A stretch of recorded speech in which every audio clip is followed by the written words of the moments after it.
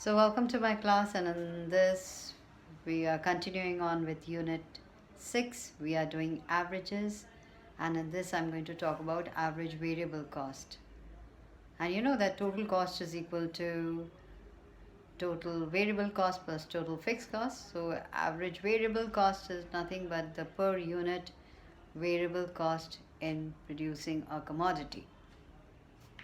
So this is what is average variable cost, and it is U-shaped, and then we can sort of read it or explain it with the help of the table, as you see.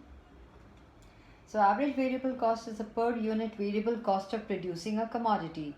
Now it is obtained by dividing the total variable cost by the output. That is, average variable cost is equal to total variable cost upon output. And we also find, if you're talking about the shape, okay, you can see the shape? Yeah. So when average variable cost first falls and then rises, and again, this is because of the operation of the law of variable proportions. That is, it initially falls and then it starts rising.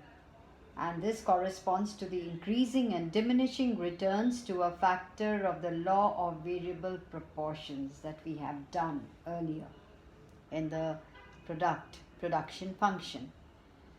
So we've also explained this. I want you to just have a look at the table, and even at the table you see how at each level of output total variable cost. So what is a variable cost?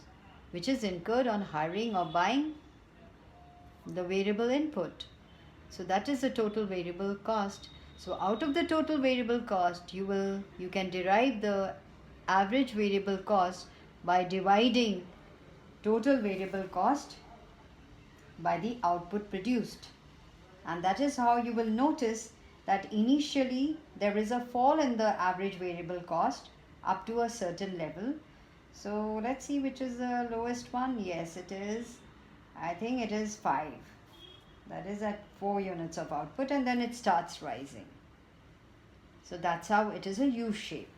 Now an interesting thing that we find is that when we compare average cost and average variable cost curves, both are U shaped. Average cost curve lies above the average variable cost. The minimum point of average variable cost is at a lower output level than the average cost curve, average total cost curve, which is at a higher level. And we see as the output increases, the vertical difference between the two curves goes on decreasing.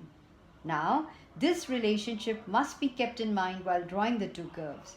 The reason is that average cost less average variable cost equals to average fixed cost, and average fixed cost by definition goes on increasing as output expands.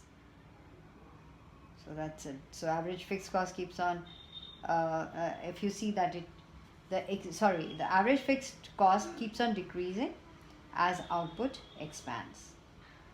So that is there. As you see, that's how they tend to get closer. That can be seen in the diagram. So average fixed cost keeps falling as more and more output is produced, and we talked about it as rectangular hyperbole. So that finishes off our averages, and in the next I'm going to talk about the marginal cost curve.